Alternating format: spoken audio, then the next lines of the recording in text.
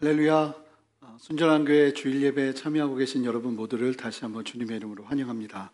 지금 우리 정혁 장로님께서 말씀해 주신 것처럼 저희가 사회적 거리두기 강제 기간이 이번 주 오늘로 마치게 되는데, 오후 2시경에 이제 정부에서 정확하게 이것을 연기할 것인지 발표한다고 합니다.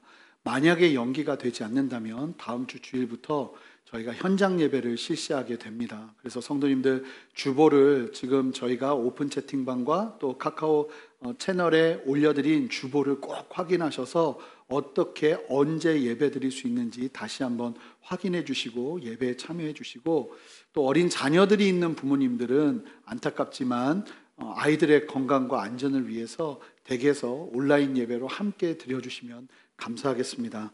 하루속히 뵙고 싶은 마음이고, 만약에 오늘 오후에 정부에서 발표하는 사회적 거리두기 기간이 연장이 된다면 저희가 다시 한번 재차 우리 성도님들께 공지드리고, 그렇게 되면 오픈 예배가 또 일정이 미뤄지게 됩니다. 그 일정에 맞게 우리 성도님들 혼선 없도록 잘 안내해 드리도록 하겠습니다. 주님의 마음과 주님의 은혜가 또 이때 우리에게 역사하시는 하나님의 임재하심이 우리가 떨어져 있지만 예배하는 이 시간 우리 모두에게 임하기를 주님의 이름으로 축복합니다. 우리 함께 다 같이 일어나셔서 오늘부터 이제 나누게 될 요한복음 말씀 함께 보도록 하겠습니다. 요한복음 1장 1절부터 5절까지의 말씀입니다. 요한복음 1장 1절부터 5절까지의 말씀, 저와 함께 본문이 짧은 관계로 함께 한 목소리로 합독하도록 하겠습니다. 함께 읽겠습니다. 태초에 말씀이 계시니라. 이 말씀이 하나님과 함께 계셨으니 이 말씀은 곧 하나님이시니라. 그가 태초에 하나님과 함께 계셨고 만물이 그로 말미암아 지은 바 되었으니 지은 것이 하나도 그가 없이는 된 것이 없느니라. 그 안에 생명이 있었으니 이 생명은 사람들의 빛이라. 빛이 어두움에 비추되 어두움이 깨닫지 못하더라. 아멘. 자리에 앉으시겠습니다. 잠깐 기도하고 오늘 말씀을 전하도록 하겠습니다. 존귀하신 주님, 감사합니다. 저희에게 주님을 예배할 수 있는, 주님을 바라볼 수 있는, 주님을 높여드릴 수 있는 귀한 예배의 시간, 또 예배 공동체, 또 예배할 수 있는 은혜를 허락하여 주시니 감사합니다. 이 시간 주님을 향한 목마름으로 나가오니 주께서 우리에게 필요한 은혜를 마음껏 베푸시고, 하나님 우리의 예배를 통해서 주님만 홀로 영광받아 주시옵소서, 주님만 높임받아 주시옵소서. 감사드리며 예수 그리스도 이름으로 기도합니다. 아멘. 오늘부터 이제 저희가 계속 말씀드린 대로 이제 요한복음 말씀을 강의하도록 하겠습니다. 주일마다 요한복음 말씀을 볼 텐데, 오늘 말씀 요한복음 1장 1절부터 5절까지의 말씀을 사실은 전 요 근래 준비하면서 설교 준비한 것 중에 이 말씀이 제일 어려웠던 것 같습니다. 도대체 이 말씀을 어떻게 전해야 될지, 정말 말 그대로 본문 한 절 1절을 읽고서 한 4시간 5시간을 어떤 것도 진행하지 못하고 그냥 그 1절 앞에서 씨름하고 2절 앞에서 씨름하고 이래야 되는 시간이 있을 정도로 사실은 좀 쉽지 않은 말씀 준비였습니다. 근데 항상 그렇지만 저 스스로에게는 그렇게 쉽지 않은 말씀을 준비할 때마다 주님께서 주시는 은혜가 있는 것 같아요. 특별히 오늘 우리가 나눌 이 요한복음 1장 1절부터 5절까지의 말씀은 여러분 저절로 은혜가 되는 게 아니라 집중해서 들으셔야 합니다. 어떻게 보면 좀 이해하기 힘든 말씀이 진행될 수 있지만, 그러나 그 내용들을 우리가 알아야 하는 내용들이기 때문에 여러분들 집중하면서 좀 들으셨으면 좋겠습니다. 말씀이 나로 하여금 집중하게 하는 그런 설교가 있고, 때로는 말씀 자체를 내가 집중하면서 들으면서 그 한 말씀 한 말씀을 소화하면서 드러내야 되는 설교가 있습니다. 바울이 이야기한 것처럼 어떤 때에는 우리가 이유식같이 좀 편한 음식을 먹을 때가 있지만 하나님이 언제나 그런 말씀으로 우리에게 말씀하시지 않죠. 때로는 우리가 이해하기 힘들고 정말 소화하기 힘든 말씀을 주실 때가 있어요. 그런데 제가 믿기로는 이 요한복음 1장 1절부터 5절까지의 말씀은 그런 말씀인 것 같아요. 그래서 성도님들께서 다시 한번 하나님 앞에서 집중하시면서 오늘 이 말씀을 통해서 나에게 말씀하시고 가르치시고자 하는 뜻이 무엇인지 깨달아 아는 은혜가 있었으면 좋겠습니다. 단순하게 설교 말씀이 은혜가 될 때가 있고, 또 설교 말씀을 통해서 우리가 이해하고 배워야 되는 부분이 있을 때가 있습니다. 근데 오늘 말씀은 좀 이해하고 배워야 될 부분들을 여러분들과 많이 나누게 될 거예요. 그래서 이 말씀을 함께 나누면서 주님께서 우리에게 주시는 은혜 함께 누리며 나가는 시간 되기를 소망합니다. 우리 함께 좀 옆에 분에게 이렇게 고백하면서 말씀드렸으면 좋겠는데요. 말씀 앞에 깨어 있읍시다. 고백하겠습니다. 말씀 앞에 깨어 있읍시다. 그러면 한번 말씀을 전해 보도록 하겠습니다. 여러분, 신약성경에서 예수님에 관해서 전하고 있는, 예수님의 생애에 대해서 전하고 있는 4권의 책이 있죠. 이것을 우리는 복음서라고 합니다. 마태, 마가, 누가, 요한복음이 바로 그것입니다. 성경 66권 중에 이 4권이 예수님의 생애에 관하여 증언하고 있는 이유는, 다른 것은 뭐 같은 내용을 만약에 겹친다 하면 2권 정도가 겹치되 그렇게 많은 부분이 겹치지는 않지만, 이 복음서만큼은 예수님에 대해서 각자가 다른 어떤 관점들을 가지고 이 4권으로 예수님의 생애를 설명해 주고 있어요. 그렇게 예수님의 생애를 4권이나 들여서 우리에게 보게 하시는 이유는 예수님과 구속사역을 더욱 온전히 이해하도록 하기 위한 하나님의 뜻이 있다고 믿습니다. 마틴 로이드 존스 목사님은요, 이 사복음서를 뭐라고 말하냐면 예수님을 그린 4개의 초상화라고 이야기하고 설명합니다. 각 사람마다 어떻게 보면 한 사물을 보고도 그리는 관점이 다르겠죠. 그런 것처럼 이 사복음서는 각 공동체마다, 각 사람마다, 각 저자마다 예수님을 바라보는 그 저자만의 독특한 관점을 가지고 하나님이 그 관점을 통해서 계시하시며 말씀하시며 감동 주시면서 쓴 복음서예요. 사복음서의 저자인 마태, 마가, 누가, 요한은 각자의 공동체에게 예수 그리스도에 대해서 정확하게 설명하고자 가르치고자 쓴 편지가 바로 이것이었습니다. 그러기에 그 편지를 읽는 당시 수신자들이 어떤 사람들인가에 따라서 사복음서마다 강조점이 다릅니다. 그런데 참 흥미로운 것이 이 마태복음과 마가복음과 누가복음은 어느 정도의 내용 전개 가운데서 유사성이 있습니다. 같은 사건을 참 많이 서로가 설명해요. 그런데 요한복음은요, 마치 좀 외톨이처럼 좀 달라요. 사복음서에서 공통으로 다루는 내용의 비율을 보면요, 마태복음은 약 58%를 다루고 있어요. 공통으로. 마가복음은 93%. 굉장히 많죠. 누가복음은 41%인데 이 요한복음은요, 같이 다루는 사건이 8%밖에 안 돼요. 그리고 이 요한복음은 92%가 다른 복음서에서는 찾을 수 없는 요한복음에 있는 내용들로만 구성이 되어 있습니다. 그래서 마태, 마가, 누가복음을 공관복음이라고 합니다. 이런 얘기를 좀 많이 들어보셨을 거예요. 공관복음이다. 이 공관복음이라는 말의 뜻은 같은 내용을 공통된 관점에서 기록한 복음서라는 거예요.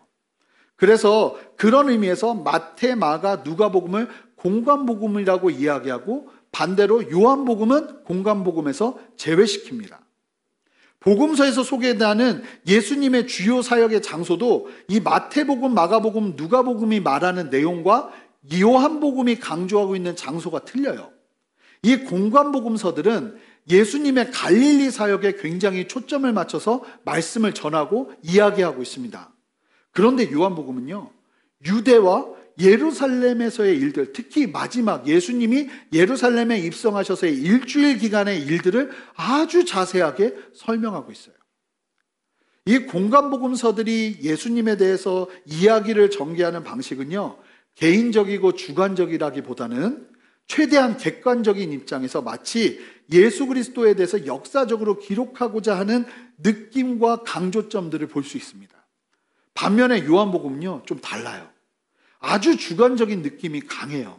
그도 그럴 것이 요한은요, 예수님의 가장 최측근이었고 다른 제자들은 들은 적도 없는 이야기들을 들었던 것 같아요. 그리고 그것을 기억하고 있어요. 요한만 기억하는 예수님의 이야기가 요한복음에 담겨져 있는 거예요. 그러다 보니 다른 공관복음서의 내용들과는 차이가 있을 수밖에 없는 거죠. 게다가 요한복음의 언어가 이 요한이 많이 배운 사람이 아니었거든요. 그러니까 이 요한복음의 언어가 굉장히 쉬운 언어로 돼 있어요. 그렇게 쉬운 언어로 구성되어 있어서 우리가 읽기가 편해요. 하지만 쉬운 것 같으면서도 아주 심오한 의미들을 담고 있는 게 바로 이 요한복음이에요. 그래서 많은 믿음의 사람들이 이 요한복음을요, 어떻게 권하냐면 묵상하기 좋은 책으로 굉장히 많이 권합니다. 영성신학자인 리차드 포스터는 이 요한복음을 묵상의 전통에 속하는 책이라고 소개하고 있어요. 저도 개인적으로 이 말씀을 묵상해야지 하면서 말씀 묵상을 훈련할 때 제일 깊이 훈련할 수 있었던 책이 바로 이 요한복음이었습니다. 쉬운 것 같지만 그 의미와 깊이가 너무 깊어서 묵상을 배우는 데는 아주 중요한 길이 되어주는 책이 바로 이 요한복음이라는 거예요. 그래서 사실은 초신자들에게도 이 사복음서 중에서 먼저 읽어보도록 권하고 싶은 책은 사실은 저는 요한복음이에요.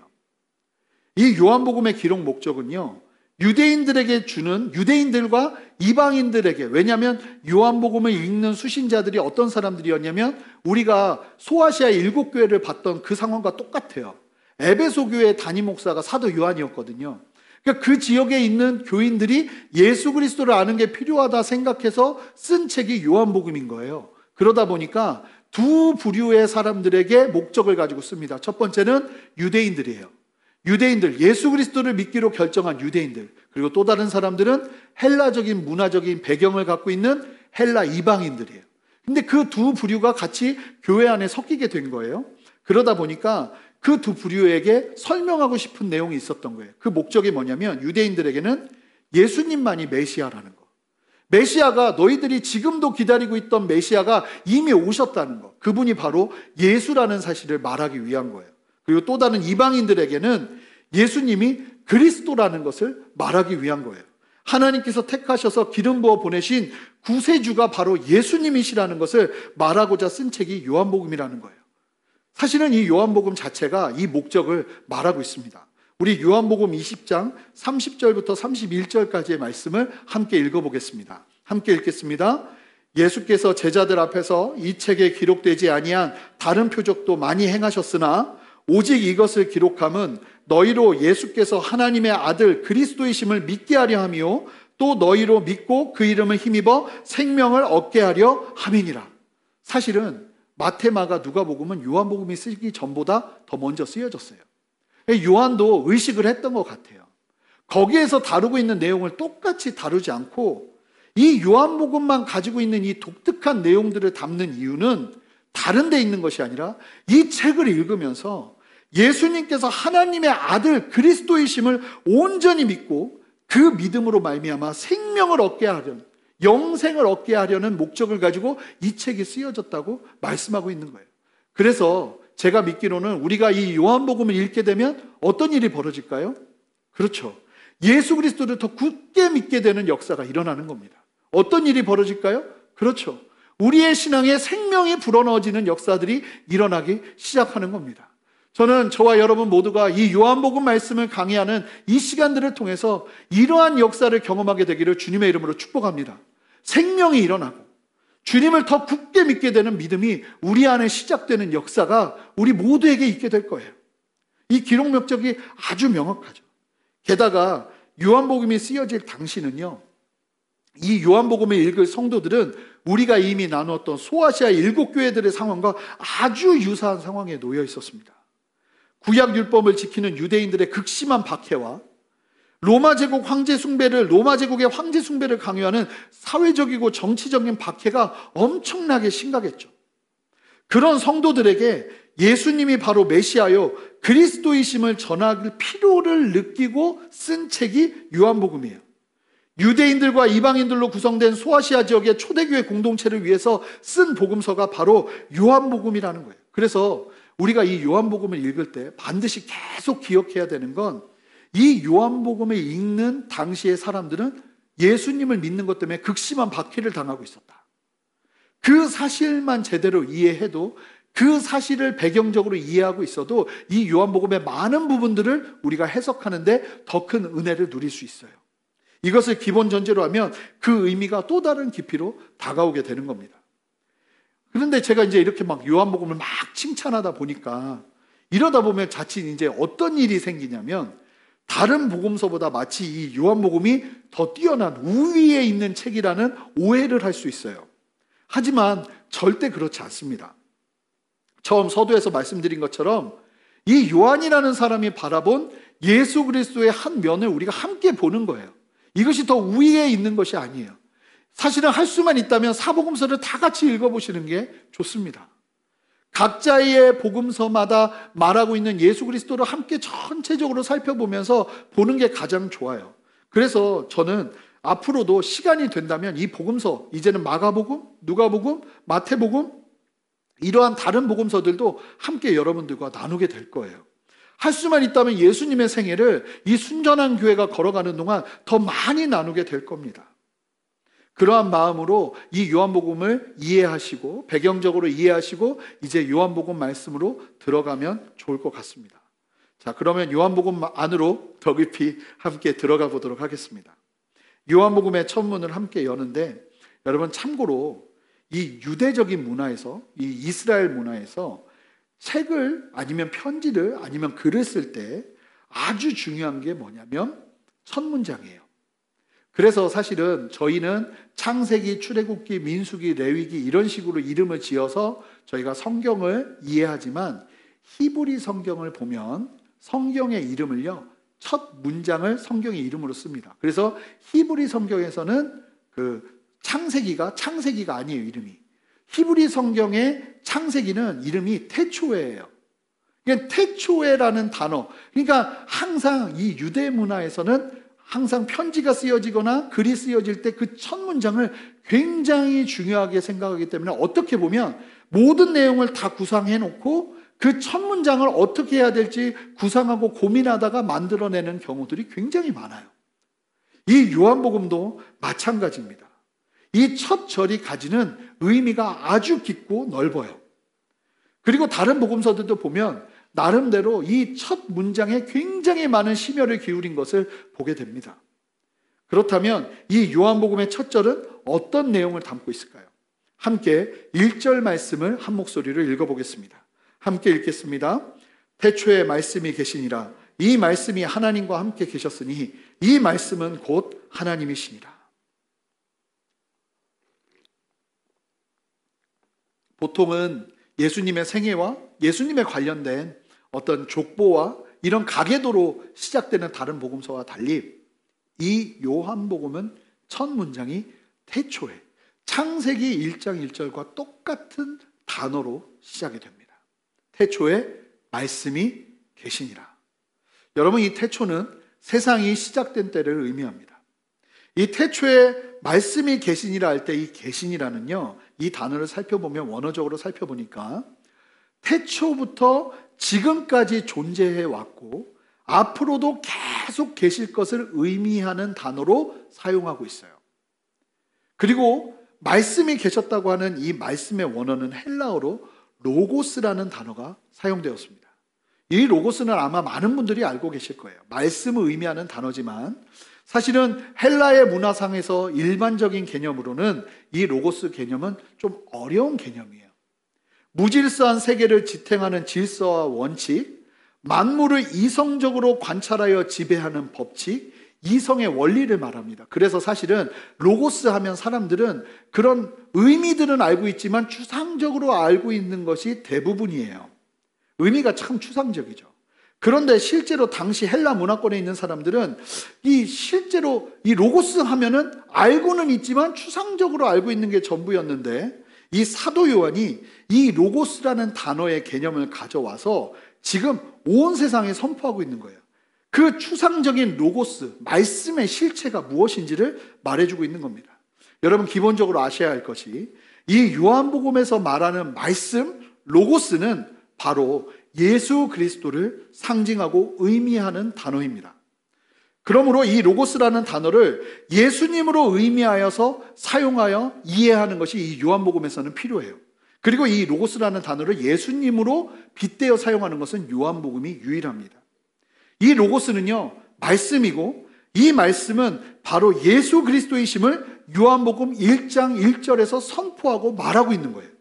자, 그러면 1절 말씀에서 말씀이라는 단어 대신 예수님을 넣어서 우리가 함께 읽어보도록 하겠습니다. 자, 1장 1절을 함께 예수님이라는 단어로 넣어서 함께 한 목소리를 읽어봅니다. 읽겠습니다. 태초에 예수님이 계시니라. 이 예수님은 하나님과 함께 계셨으니 이 예수님은 곧 곧 하나님이시니라. 자, 이렇게 보면 1절 말씀이 너무나 명확하게 이해가 되죠. 이 1절 말씀은요, 설명이 아니라 아주 클리어한 명확한 선포입니다. 예수님이 어떤 분이신가에 대한 명확한 선포라는 거예요. 하지만 이 선포의 내용이 절대 쉬운 내용이 아니에요. 오늘날 우리는 역사 속에서 이미 완성된 성경 66권이 있고 그 66권 안에서 끊임없이 신학적인 논의와 정리를 수없이 반복하면서 지금 선포된 1절의 개념을 쉽게 이해할 수 있지만 요한복음이 쓰여진 시기는요, 성경 66권도 채 다 만들어지지 않은, 정경화되지 않은 시기예요. 예수님에 대한 이해도 이해하는 것이 한참 정리되고 있는 시기예요. 그 가운데 이러한 놀라운 선포가 이루어진 데에는 예수님의 가르침과 성령 하나님의 놀라운 감동이 요한과 함께 했던 거예요. 이 1절 선포를 통해서 예수님이 어떤 분이신지를 아주 명확하게 선포하고 있는 겁니다. 어떤 분이에요? 첫째, 예수님은 창세전부터 계셨어요. 예수님은 어느 날 갑자기 뚝 나타나셔서 역사 속에서 갑자기 등장하신 분이 아니라는 거예요. 이 예수님은 사실은 창세전부터, 세상이 만들어지는 그때부터, 그 전부터 이미 계셨다는 거예요. 뿐만 아니라 예수님은 하나님과 함께 계셨다는 거예요.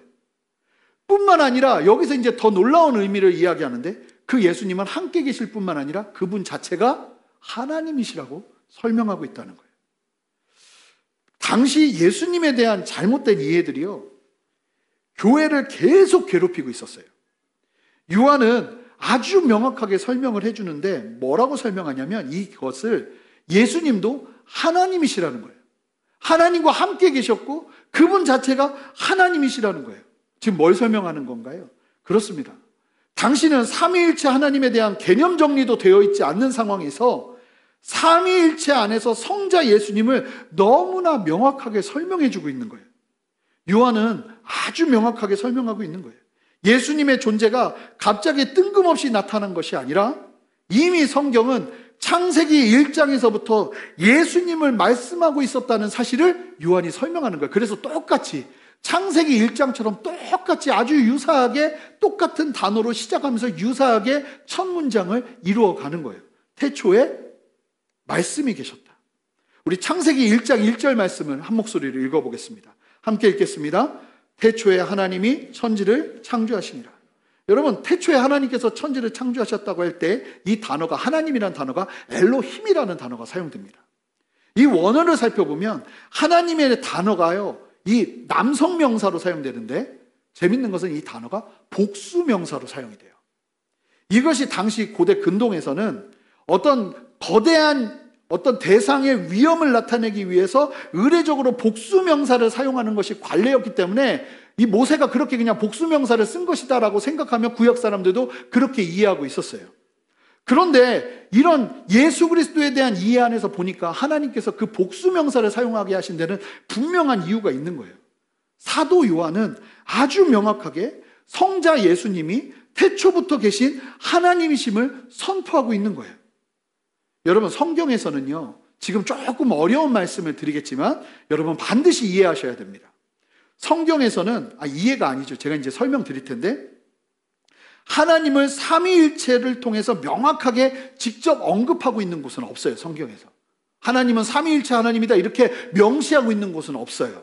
하지만 성경 전체가 하나님은 삼위일체 하나님이라는 것을 설명하고 있어요. 이 삼위일체의 논리는요, 여러분 반드시 아셔야 되는 것이 이해를 위한 것이 아니라 성경이 말하는 하나님을 설명해 놓은 거예요. 성경이 말하고 있기 때문에 우리가 그렇게 인정하는 거지 우리의 이성으로는 다 이해할 수가 없어요. 이게 무슨 내용이냐면 삼위일체가 하나님은 한 분이세요. 한 본질이에요. 그런데 이 한 하나님이 세 위격을 가지고 계시는 거예요. 이 위격 하니까 이 위격이 뭐예요? 위격이란 말 우리 잘 안 쓰잖아요. 삼위일체의 하나님에 대한 의미인데 세 위격은 성부 하나님, 성자 예수님, 성령 하나님을 의미하는데 이 위격이라는 단어를 우리가 쉽게 이해하려면 특성이라고 보시면 돼요. 즉, 한 본질의 하나님이시지만 세 가지의 특성을 가지신 하나님이시라는 거예요. 그리고 여기서 정말 중요한 것이 이 삼위일체 하나님을 셋으로 구분해버리면 아주 위험해져요. 그래서 성부 하나님 따로 계시고 성자 예수님 따로 계시고 성령 하나님이 따로 계신다 이렇게 생각하면 이거는 이단이 되어버립니다. 이게 삼신론이라는 거거든요. 이 삼신론이란 이단이 돼버려요. 성부 하나님이 따로 계시고 성자 하나님이 따로 계시고 성령 하나님이 따로 계신다는 것은 이단이에요. 역사 속에서 정통교회 안에서 삼위일체 하나님의 개념이 설명된 이유도 이러한 잘못된 이해들을 올바로 고치기 위해서 설명하고자 만들어 놓은 거예요. 그래서 존 칼빈도 이 삼위일체 하나님을 구분해버리는 것을 아주 경계했습니다. 구분하면 안 된다는 거예요. 그냥 그분들은 한 분이세요. 그런데 세 분이세요. 제가 여러분들을 시험 들게 하려는 것이 아니라 성경 자체가 그것을 이해하고 있는 거예요. 그리고 이것은 우리를 이해시키고자 함이 아니라 설명하는, 성경에서 말하는 것을 설명하고 있는 내용이에요. 그래서 우리는 기억하는 거예요. 하나님은 한 본질이시지만 세 가지의 특성을 가지신, 세 위격을 가지신 성부, 성자, 성령 하나님이 한 분으로 하나의 연합됨으로 한 하나님으로 역사하시는구나, 이렇게 이해하시면 돼요. 그래도 제가 이렇게 막 거품나게 이야기하지만 한 5분 지나면 다 잊어버리실 겁니다. 그래도 계속 들으시는 거예요. 반복하시면서. 그러면서 이 삼위일체의 개념을 이해하셔야 돼요. 이해하는 게 아니라 들으셔야 돼요. 놀라운 것은 사도 요한이 이 삼위일체의 개념을 가지고 예수님을 설명하고 있는데, 예수님 그분이 태초부터 계셨던 하나님이심을 아주 명확하게 선포하고 있다는 겁니다. 여러분, 당시 초대교회는 어느 정도로 심각했냐면 예수님이 하나님이라는 것을 도저히 믿지를 못하는 거예요. 이 헬라적인 문화 속에서, 이원론 속에서. 왜냐하면 육신은 거룩하지 않고 아주 세속적이고 악한 것인데 이 육신에 하나님이 계신다는 것을 이해 못하는 거예요. 그러니까 심지어는 어떤 영지주의자 이단들이 들어왔냐면 예수님을 한때 신적 능력을 가지셨던 인간으로 이해해버리는 거예요. 그래서 예수님의 공생의 기간 때 세례 요한이 세례받을 때 그때 하나님이 갑자기 임하셔서 예수님을 사용하시고 십자가 지시기 바로 전에, 그 다음부터 예수님이 아무 말씀도 안 하시잖아요. 그러니까 십자가를 지시기 바로 전에 하나님이 떠난 거예요. 그래서 예수님이 아무 말도 못하고 죽으신 거예요.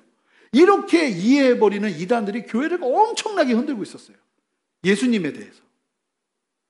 그리고 사도 요한은 그러한 상황들 속에서 그게 절대로 아니라는 것을 설명하는 거예요. 예수 그리스도는, 이 땅에 완전한 인간으로 오신 예수 그리스도, 그분은 바로 하나님이시라는 거예요. 그리고 그분은 태초부터 계셨던 하나님이시라는 거예요.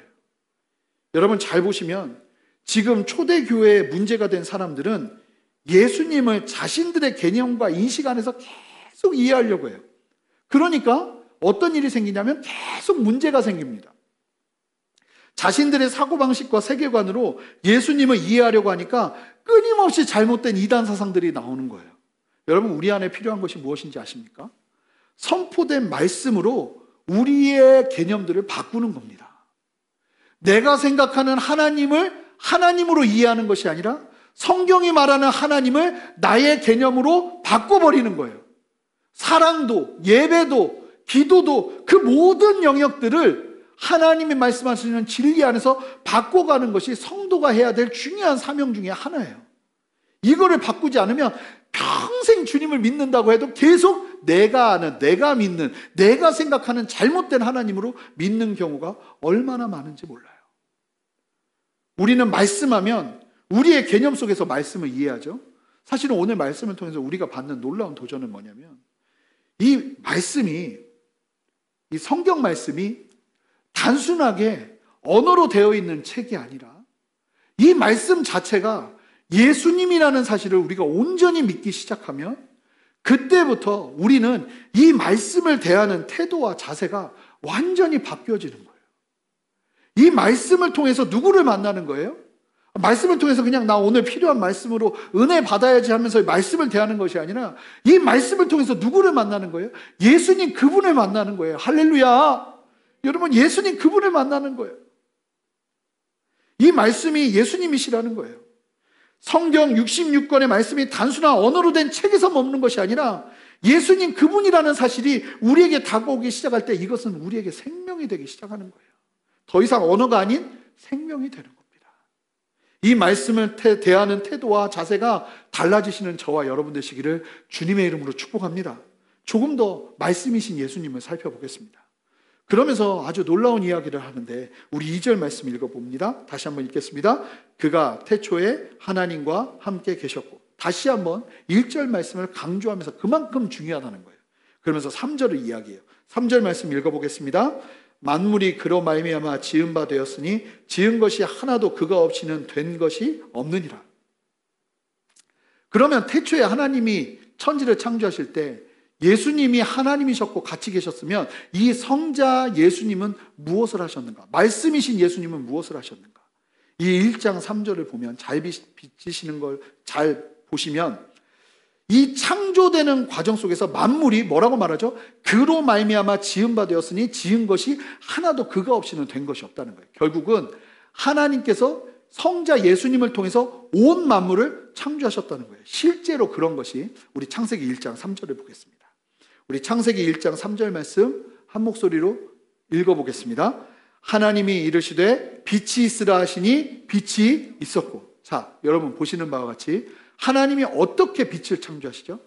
이 1일째부터 끝까지 모든 만물을 창조하실 때 똑같은 방법으로 하나님이 이르시되 이루어집니다. 자, 하나님이 이르시되 이루어져요. 자, 그러면 하나님이 빛을 창조하시기 위해서 무엇을 하신 거죠? 하나님께서 말씀하신 거예요. 자, 말씀으로 창조하신 거예요. 이 모든 창조 과정에서 하나님이 하신 방법은 말씀으로 창조하셨는데 잘 봤더니 그 말씀이 다른 분이 아니라 바로 예수님이셨던 거예요. 요한은 그 말씀이 바로 예수 그리스도라고 설명하는 겁니다. 그러니 예수님은 갑자기 나타나신 존재가 아니라 창세전부터 하나님이셨고 하나님의 창조 섭리 가운데 하나님이 뜻을 가지고 계시면 그 뜻을 실제적으로 이루시는 하나님의 능력이 되셔서 하나님의 말씀인 예수님께서 그 모든 창조 작업을 하신 거예요. 그러니까 말씀했더니 뚝딱 만들어졌다고 저는 그렇게 생각하지 않아요. 그렇게 믿지 않아요. 하나님께서 뜻을 가지고 빛이 있으라 하실 때 예수님께서 실제적으로 그 빛이 이 땅 가운데 드러나게 하기 위해서 실제적으로 당신은 능력으로 일하시고 역사하시면서 그 빛을 만들어내신 거예요. 온 만물을 그렇게 예수님께서 만들어내신 거예요. 이것은 무엇을 말하는 거냐면 하나님께서는요, 말씀을 통하지 아니하시고는 아무것도 짓지 않으셨다는, 만들지 않으셨다는, 창조하지 않으셨다는 것을 의미합니다. 여러분, 하나님은요, 반드시 말씀을 통해 일하시고 말씀을 통해 이루세요. 이 말은 결국 이렇게 이해할 수 있어요. 하나님은 반드시 예수님을 통해 일하시고 예수님을 통해 뜻을 이루신다는 말입니다. 그래서 예수님께서 이 땅에 오신 거예요. 성자 예수님께서 성부 하나님의 뜻을 이루는 능력이시기 때문에 예수님께서 이 땅에 오신 거예요. 4절 말씀 읽어볼까요? 함께 읽겠습니다. 그 안에 생명이 있었으니 이 생명은 사람들의 빛이라. 그러면서 4절 말씀은 예수님께서 그 말씀 안에서 그 말씀이 무엇이 된다고 말하는 거예요? 진정한 생명이 된다는 거예요. 빛이라는 것을 우리에게 선포하고 있어요. 여러분, 말씀이 우리 안에 다가오기 시작할 때 뭐가 일어납니까? 생명이 일어나기 시작하게 되는 겁니다. 온 땅이 혼돈하고 고모하여서 빛이 없고 흑암 가운데 공허한 그 가운데 하나님께서 말씀하시기 시작하자 그 말씀과 함께 생명의 역사가 일어나는 것처럼 예수 그리스도를 통해서 하나님은 생명의 일들을 이루셨다는 거예요. 그런데 우리 함께 5절 말씀을 읽어보겠습니다. 함께 읽겠습니다. 빛이 어둠에 비추되 어두움이 깨닫지 못하더라. 여러분, 빛이 어둠에 비쳤다, 어두움이 깨닫지 못했다고 말하는데 빛이 어두움에 비친 사건이 무엇입니까? 바로 예수님께서 이 땅에 오신 일이에요. 그런데도 이 어둠은, 세상은 말씀이신 예수님을 깨닫지 못했다는 겁니다. 이 원어적으로 이해한다면요, 빛 대신 예수님의 빛을 계속 끄려고 반복했다는 것을 의미해요.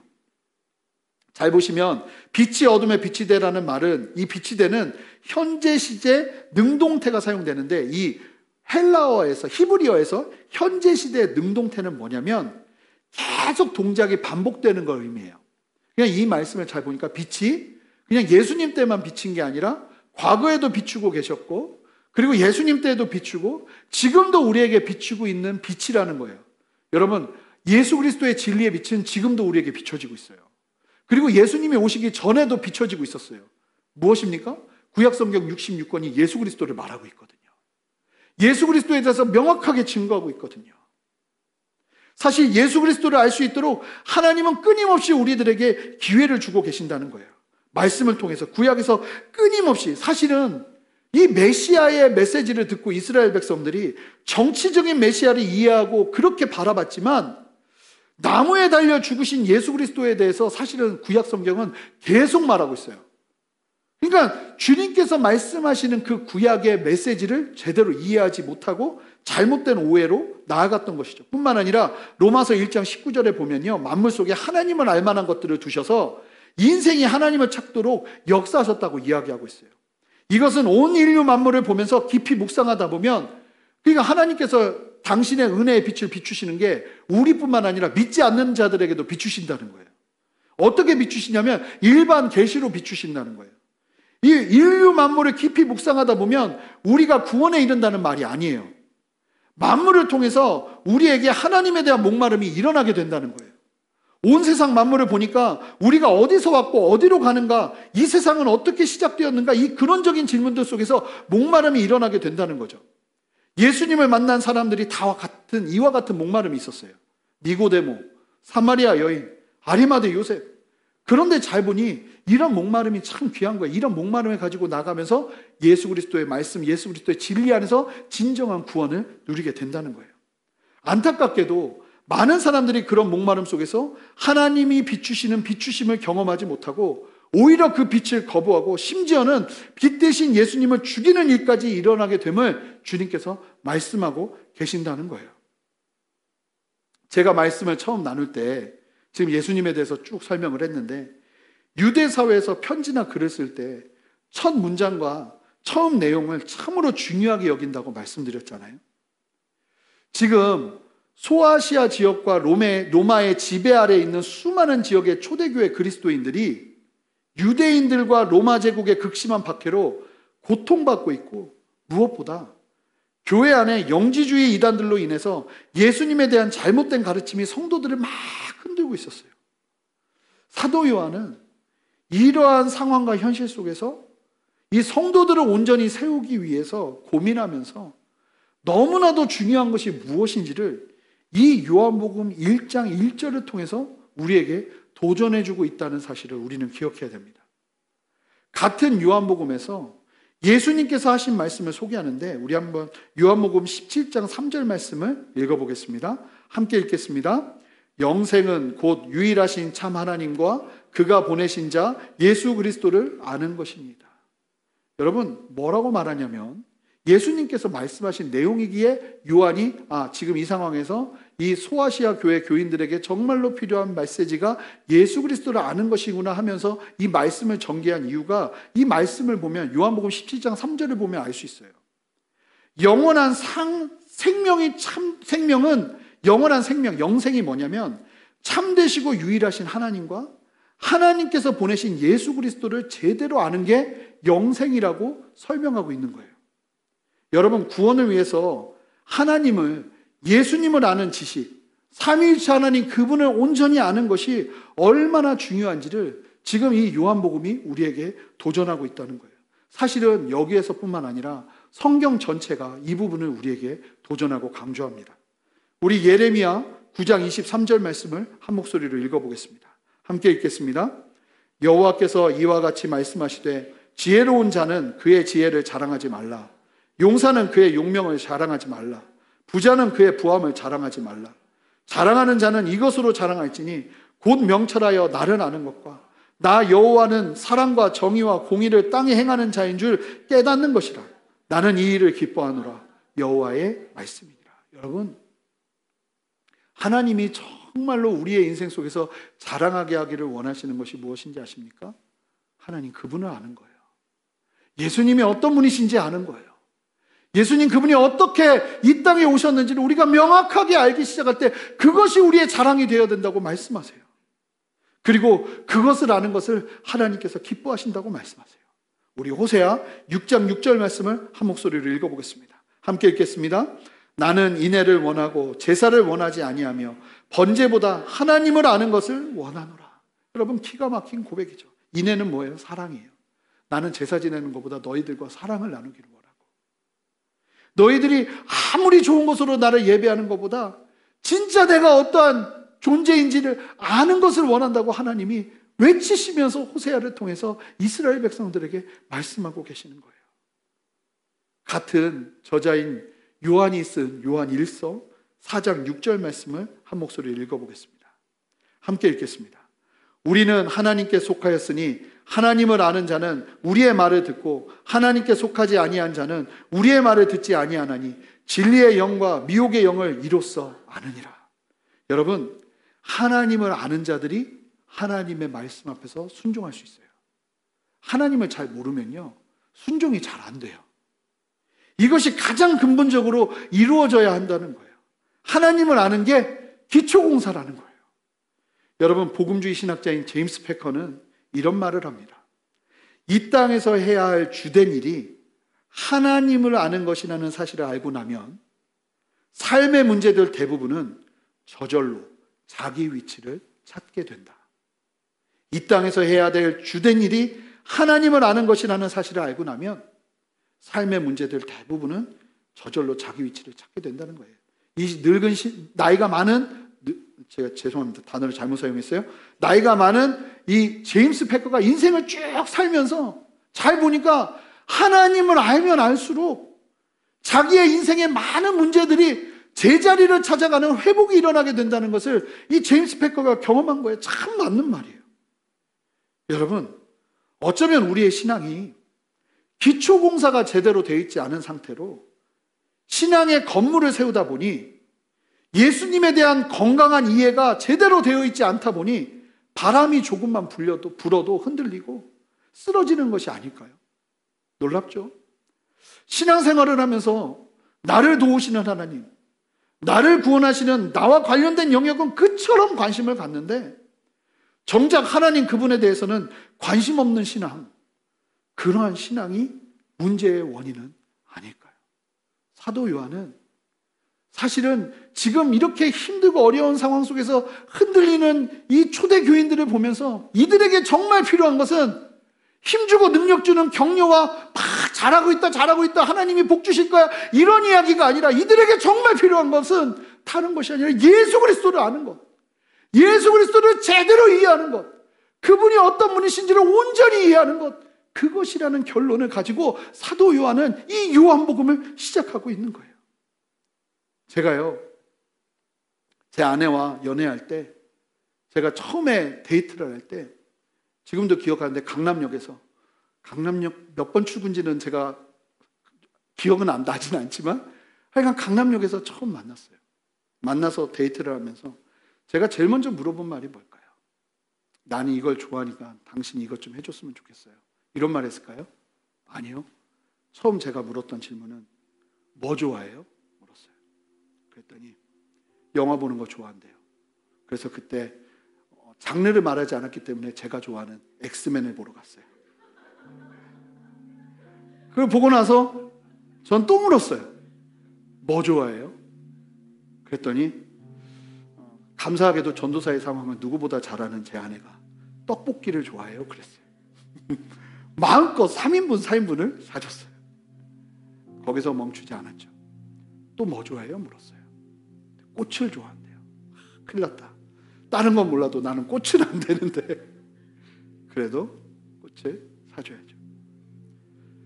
근데 제가 결혼 생활을 하면서 막 이제 아내와 좀 힘든 시간들을 겪고 하다 보니까 어느덧 제가 뭐 하고 있냐면 나는 이거 좋아하는데 나는 이거 좋아하는데, 그런데 이 부부 생활이 건강해지는 데 있어서 제일 중요한 게 뭐냐면 봤더니 상대방을 아는 거더라고요. 제 아내가 어떤 사람인지, 이런 상황에서 무엇을 원하고, 이런 환경에서는 어떠한 생각을 하는지, 그것을 알기 시작하니까 어떤 일이 벌어질까요? 평화가 임하는 거죠. 편해지죠.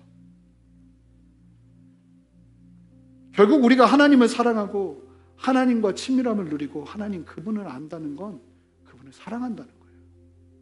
그분을 정말 사랑하기 시작하면 우리도 하나님께 묻기 시작해요. 뭐 물을까요? 하나님 나 이거 필요해요? 뭐 주시겠어요? 이런 거 물을까요? 아니요. 하나님 어떤 분이세요? 하나님 뭐 좋아하시죠? 하나님은 어떤 분이세요? 이 관심이 자연스럽게 성도들에게 일어나기 시작하는 거예요. 우리가 하나님을 사랑하고 하나님과의 친밀함을 누리게 되면 우리 안에 다른 무엇보다도 이 열망이 일어나게 된다는 거예요. 사도 요한은요, 지금 세상이 험하게 예수 그리스도를 믿지 못하도록 몰아세우고 내부적으로는 이단들의 공격에 점점 성도들이 생명을 잃어가는 초대교회의 모습을 보면서 이들에게 가장 필요한 것이 무엇인지를 사도 요한은 하나님의 계시 안에서 말하기 시작하는 거예요.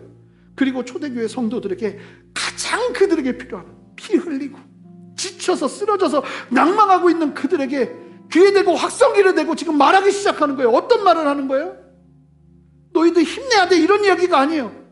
말씀이 태초부터 있었고 그 말씀이 하나님과 함께 계셨고 말씀이 바로 하나님이셨고 말씀이신 예수님은 바로 그런 분이야.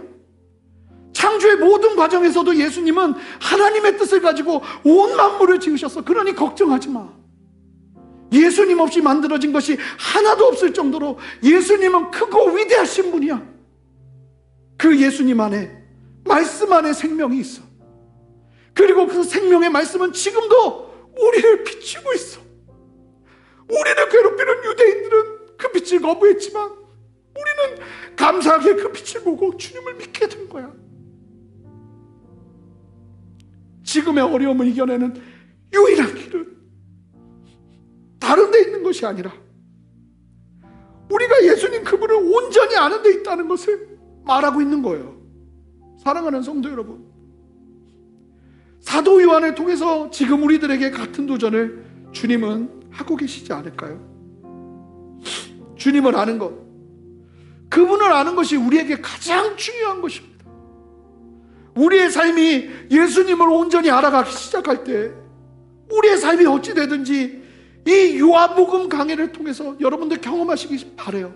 이 요한복음은요, 그래서 누구보다도 이 사실을 잘 아는 요한이 예수님 그분이 어떤 분인지를 계속 강조하면서 설명해요.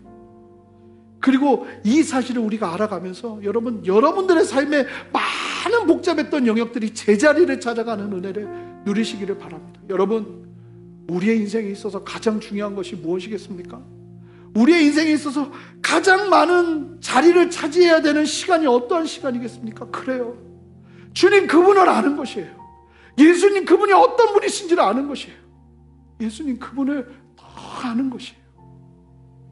누구보다도 이 예수님을 향한 목마름으로 나아가는 저와 여러분 되시기를 바랍니다. 지금의 어려움, 지금의 고통 속에서 주님이 외치시는 태초에 말씀이 계시니라가 여러분들의 어떠한 말보다 위로가 되는 말이 되기를 주님의 이름으로 축복합니다.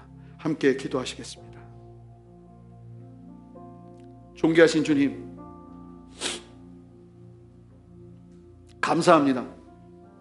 예수님 어떤 분이신지 우리에게 더 계시하여 주십시오. 말씀을 통해서 말씀하신 예수님을 더 깊이 알기 원합니다.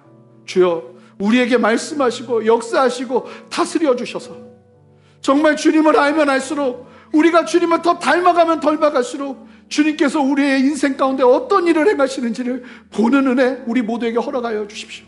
지금 우리에게 필요한 것이 무엇인지 보게 하시니 감사합니다. 주님 영광 받으시고 우리에게 더 큰 은혜로 역사하여 주시옵소서.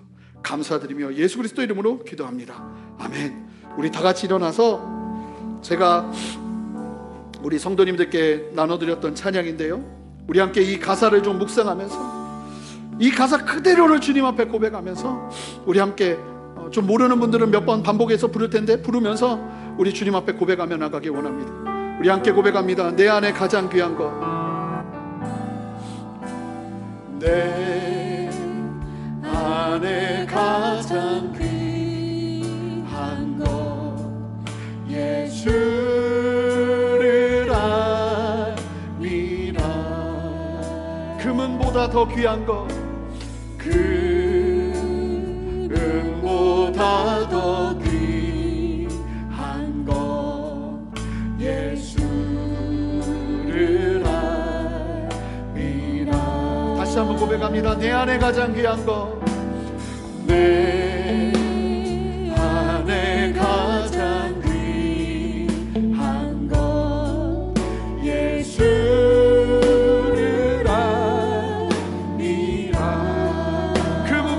더 귀한 것, 그 은보다 더 귀한 것 예수를 알미. 2절을 고백합니다. 세상 지식보다 귀한 것, 세상 지식보다 귀한 것 예수를 알미라. 내 안에 가장 귀한 것, 내 안에 가장 귀한 것 예수를 알미라. 고백합니다. 예수의 이름, 예수의 이름 존귀한 그 이름, 예수의 이름, 예수의 이름 능력의 그 이름. 다시 한번 고백합니다. 내 안에 가장 귀한 것, 내 안에 가장 귀한 고백합니다. 예수를 알미라. 금은보다 귀한 것, 금은보다. 그렇습니다 주님, 그렇습니다 주님. 예수를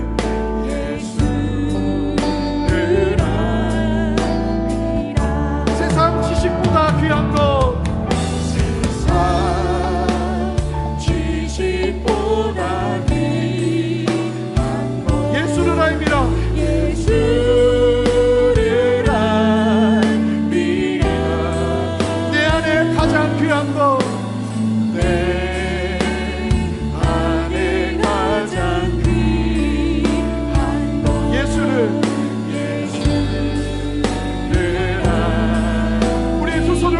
고백합니다. 예수의 이름, 예수의 이름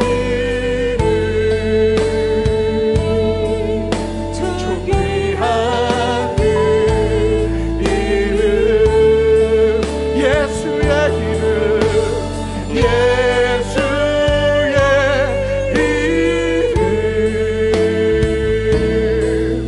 능력의 바라보며 고백합니다. 예수의 이름, 존귀한 이름, 예수의 이름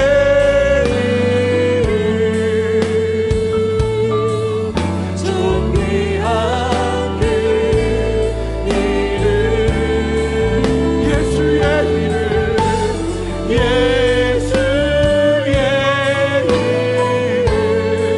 능력의 그 이름, 능력의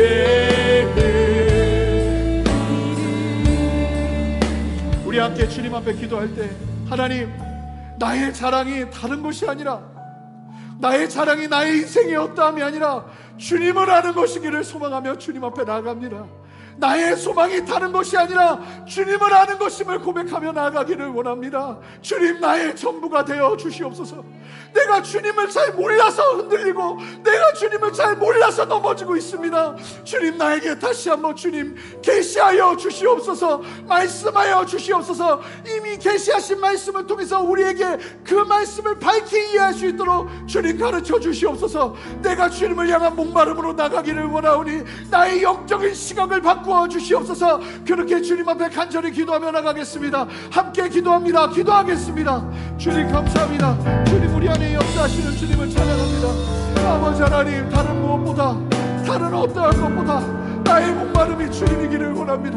다른 어떠한 것보다 나의 목마름이 주님 당신 앞에 서 있는 은혜이기를 원합니다. 주님 역사하시고 은혜 베풀어 주셔서 하나님, 다른 어떠한 것보다 주님을 알고자 하는 열정과 목마름으로 다시 한번 살아나기를 원하오니, 내가 다른 어떤 말씀보다 주님이 어떤 분이신가, 주님이 어떻게 역사하시는가, 하나님이 어떻게 다스리시는가, 그것을 믿음으로 바라보며 나아가는 은혜 허락하시기를 원합니다. 주여 역사하여 주시옵소서. 주여 역사하여 주시옵소서. 하나님, 우리 안에 다시 한번 주님을 계시하시고 주님을 말씀하시고 주님에 대해서 다시 한번 더 깊이 알 수 있는 은혜를 허락하여 주시옵소서. 하나님, 주님을 알기를 원합니다. 주님을 더 깊이 만나기를 원합니다. 주님을 더 깊이 경험하기를 원합니다. 주님의 그 놀라운 은혜 앞에서 계시를 누리기를 원합니다. 주여 역사하시고 함께하여 주시옵소서. 할렐루야. 우리 함께 기도하며 나갈 때 한 가지 더 기도하고 우리 함께 마치기를 원하는데요. 하나님, 다른 무엇보다 내 안에 주님을 향한 목마름과 갈망이 일어나게 하여 주시옵소서. 하나님, 그 목마름으로 주님 앞에 나아가기를 원합니다. 주님을 알고자 하는 목마름, 주님을 알고자 하는 갈망이 내 안에 더 깊이 일어나기를 원합니다. 성령 하나님, 역사하시고 인도하여 주시옵소서.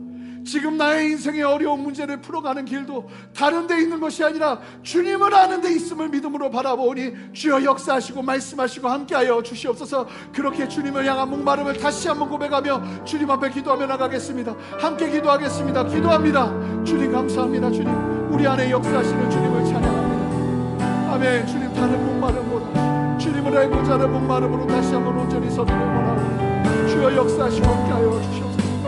아버지, 우리의 살 길이 다른 데 있는 것이 아니오 하나님을 향한 목마름으로 나가는 데 있는 줄 믿사오니 주여 역사하시고 우리 모두를 새롭게 하여 주시옵소서. 성령 하나님, 우리 안에 역사하여 주시옵소서. 아멘. 예수의 이름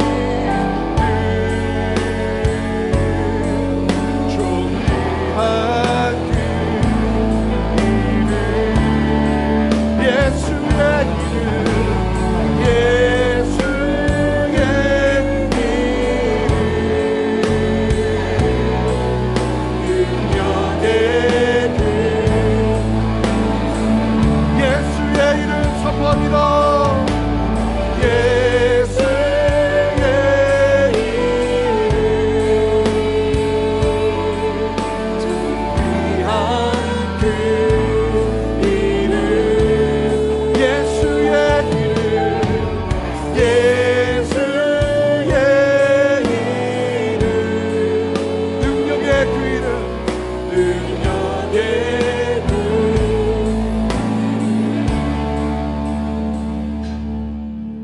존귀하신 주님, 우리 모두가 주님을 더 알아가기를 원합니다.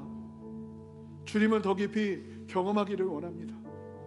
주님이 어떤 분이신지를 알면 알수록 아버지, 우리 안에 놓여지는 그 자유와 하나님과의 관계 속에서의 깊은 친밀과 평안을 우리 모두가 누리며 나가기를 원합니다. 주여 역사하여 주셔서 다른 어떤 메시지보다 하나님 그분이 어떤 분이신가, 예수님 그분이 어떤 분이신가를 들을 때마다 우리의 심령이 살아나며 우리의 심령이 새롭게 되어지는 능력과 역사를 보게 하여 주시옵소서. 그렇게 새 일을 행하시는 주님을 찬양합니다. 하나님, 이 시간 우리 예배드리는 한 성도 한 성도의 삶 가운데 친히 찾아가 주셔서 지금 우리에게 필요한 것이 실제적인 많은 것들이 있지만 그럼에도 불구하고 주님이 말씀하시는 이 도전을 온전히 누리며 주님 앞에 목마름으로 나아가는 은혜 허락하여 주셔서 그 목마름 위에 역사하시는 주님의 역사를, 예수님을 알면 알수록 주님께서 자유케 하시는 그 놀라운 역사를 우리 모두가 누릴 수 있도록 주님 역사하시고 은혜 베푸시고 함께하여 주시옵소서.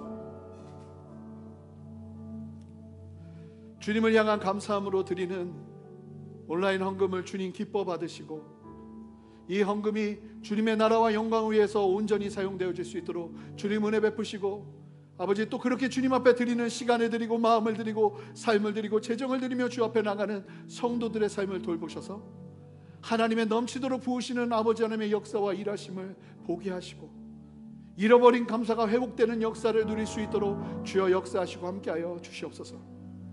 이제는 우리 주 예수 그리스도의 크신 은혜와 아버지 하나님의 무한하신 사랑과 성령의 내주하시며 교통하시는 신실한 역사하심이 오늘 말씀을 기억하며 태초부터 하나님 삼위일체의 하나님으로 역사하신 그 놀라운 하나님을 기억하며 하나님을 아는 지식 안에서 더욱더 온전한 자유를 누리며 주님 앞에 더 가까이 나가기를 소망하는 이 자리에 계신 모든 성도님들과 성도님들의 가정과 직장과 삶의 모든 터전 위에 사랑하는 순전한 교회와 이 땅의 모든 교회들과 이 나라와 온 열방 위에 이제로부터 영원토록 함께 하시기를 간절히 축원하옵나이다. 아멘.